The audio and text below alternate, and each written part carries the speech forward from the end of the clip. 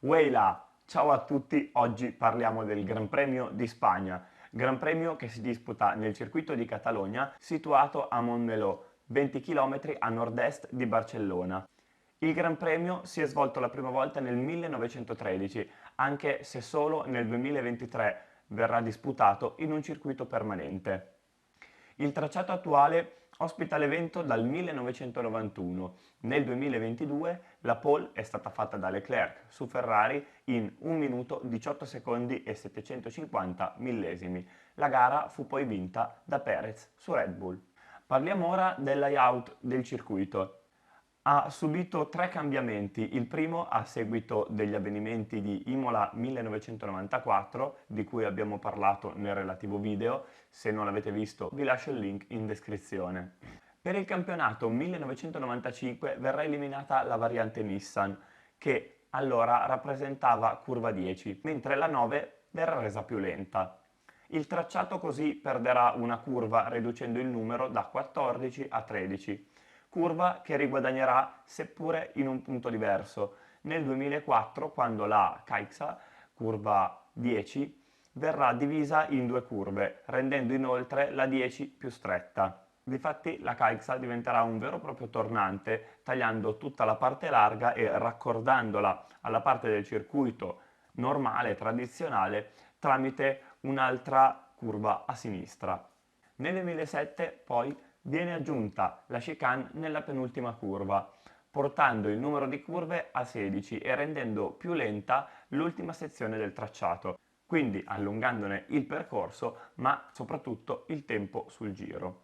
Nel 2021 la Caixa riprenderà la sua forma originale, mentre per il 2023 la chicane delle curve 14 e 15 verranno eliminate, quindi quest'anno rivedremo il circuito tradizionale con la penultima curva larga che raccorda sull'ultima. Questo porterà il tracciato a tornare al numero originale di curve, ovvero 14, e sicuramente renderà anche più veloci i tempi sul giro. La curva era stata modificata per motivi di sicurezza che ad oggi non sono più necessari. Il tracciato, come abbiamo detto, ha 14 curve, come in origine, 8 a destra e 6 a sinistra, mentre le zone di RS sono 2. Oltre al rettilineo principale, anche quello opposto tra le curve 9 e 10 permette l'apertura dell'ala mobile. Si tratta di un tracciato da alto carico aerodinamico, inoltre il consumo delle gomme qui è particolarmente elevato visto che l'asfalto è particolarmente ruvido e le temperature comunque sono alte.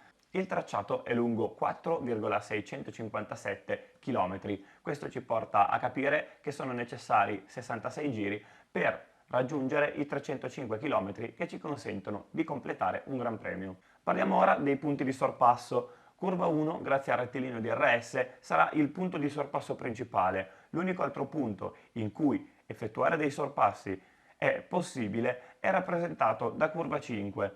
La 10 era un'occasione di sorpasso prima che la curva venne di nuovo allargata, tornando alla forma originale, grazie alla forte staccata necessaria per affrontare il tornante stretto. Ora, con la conformazione originale del tracciato, diventa più difficile sfruttare quella staccata che risulta meno pesante e quindi sicuramente rende più difficile il sorpasso. Saltate ora a bordo di una monoposto con me per fare un giro del circuito. Sul rettilineo, lungo poco più di 1 chilometro, ci prepariamo a staccare prendendo come riferimento la linea di asfalto nero prima del cartello dei 50. Lanciamo la vettura all'interno di curva 1 per poi riaprire il gas a fondo prima possibile per poter portare velocità in curva 3. Teniamo giù e lottiamo con lo sterzo che cerca di strapparci la vettura. Stacchiamo ai 50 e di nuovo a lottare con lo sterzo. Lasciamo scorrere la vettura all'esterno, sfioriamo il cordolo per poi richiamarla a destra, staccata una tecnica, tardiamo l'ingresso e ci lanciamo in picchiata verso la 6 da fare in pieno. Poi la 7 dove sarà difficilissimo gestire l'enorme potenza del motore, sulla salita che porta a curva 9. Ora mangiamo tutto il cordolo interno e ci lasciamo sparare all'esterno dalla forza G.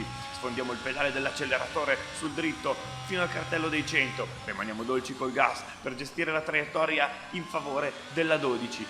dove metteremo di nuovo a dura prova l'anteriore sinistra, poi giù, full gas verso la 13, da fare tutta in piena discesa, alziamo leggermente, poi prima dell'ultima curva, per poi far urlare il motore fino a tagliare il traguardo.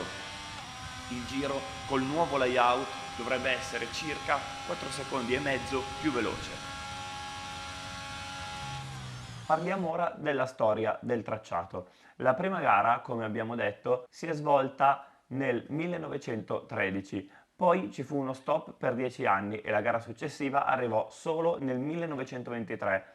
Nel 1926 e nel 1927 la gara fu valida per il campionato costruttori, poi arriviamo al 1951. Il Gran Premio di Spagna si disputò diverse volte prima, ma non essendo valido né per il campionato piloti né per i costruttori, prendiamo come data il 1951, che rappresenta anche il primo Gran Premio valido per il campionato piloti che era stato istituito da poco. La gara si terrà nel circuito di Pedralbes. Fino al 1991 il Gran Premio di Spagna si disputò in diversi circuiti tra Jarama e Jerez de la Frontera, mentre il circuito La Sarthe, in cui si era disputato il GP fino a prima del 1951, non verrà mai più utilizzato. Il circuito attuale rappresenta il Gran Premio di Spagna dal 1991, da cui si è deciso di non cambiare più il tracciato. Passiamo ora alle curiosità. Ci sono stati altri GP in Spagna, ma battendo bandiera europea e appunto col nome di Gran Premio d'Europa. Nel 1994 e nel 1997 sul circuito di Jerez de la Frontera, mentre dal 2008 al 2012 sul circuito urbano di Valencia. Un'altra curiosità interessante è che l'impianto è stato costruito per i Giochi Olimpici del 1992.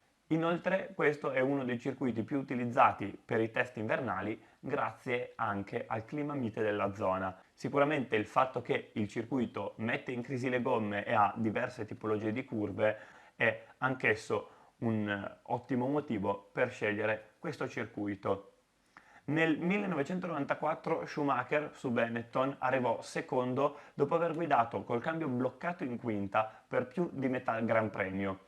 Sempre Schumacher, qui al Montmeló nel 96, vincerà la sua prima gara in Ferrari. Nel 2006 Fernando Alonso su Renault sarà il primo pilota di Formula 1 spagnolo a vincere una gara di casa. Nel 2016 Max Verstappen vincerà qui il suo primo Gran Premio, riuscendo a vincere la gara di debutto con la Red Bull a soli 18 anni, 7 mesi e 15 giorni, diventando il pilota più giovane ad aver vinto una gara e ad essere salito sul podio nella storia della Formula 1, record che detiene tuttora. L'evento da diversi anni non gode di una grande affluenza di pubblico. A causa di questo e della situazione di deficit economica della struttura si è pensato più volte di eliminare l'evento. Attualmente però non è stata ancora presa nessuna decisione ufficiale, anche se si sono sentiti dei rumors che parlerebbero di un possibile spostamento nel 2027. I piloti più vincenti qui in Spagna sono Michael Schumacher e Lewis Hamilton, entrambi con 6 vittorie ciascuno. Parliamo ora della sicurezza e vi parlerò di un evento del 1994 in cui Andrea Montermini su una Simtek durante la sua gara di debutto andò a sbattere sul rettilineo dei box dopo aver messo 2 ruote sull'erba uscendo troppo esterno dall'ultima curva. Per fortuna il pilota accusò solo un lieve trauma cranico e alcune contusioni. A seguito dell'incidente però ci furono diverse diatribe in merito all'efficienza dei soccorsi, causate dal fatto che al pilota non fu messo durante le operazioni di primo soccorso il collare necessario a proteggere appunto il collo e inoltre non fu fatto entrare durante le prime operazioni di soccorso in autodromo il medico personale del pilota nell'ospedale dell'autodromo appunto. Parliamo poi di un evento sicuramente meno serio. Nel 2016 i due piloti della Mercedes, Nico Rosberg e Lewis Hamilton, si butteranno fuori a vicenda in curva 3 durante il primo giro di gara. Rosberg andò a chiudere Hamilton portandolo sull'erba nel rettilineo dopo curva 2. Entrambi i piloti si sono incolpati tra di loro. In questo caso trovo che la ragione stesse anche un pochettino più dalla parte di Lewis Hamilton. Nonostante Hamilton abbia osato troppo, è stato effettivamente costretto alla fine ad andare sull'erba e a causa di questo ha perso trazione ed è finito contro il compagno di squadra.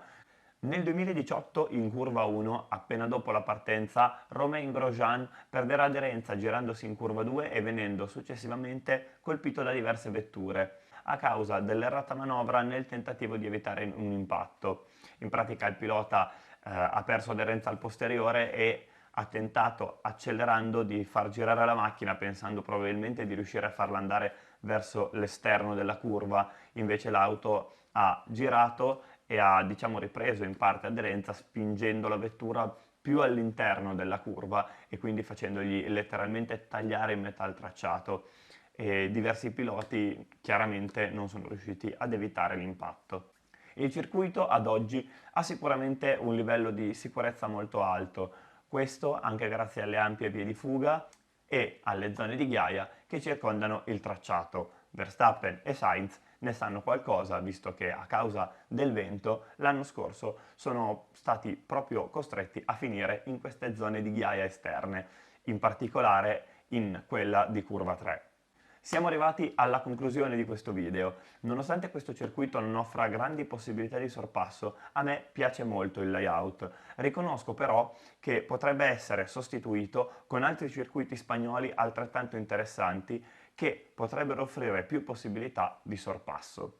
Con questo vi saluto, vi ringrazio per avermi seguito fino a qui, vi invito a mettere un like e a seguire il canale, fareste veramente qualcosa di molto importante per me e comunque vi invito a vederci al prossimo video. Ciao a tutti!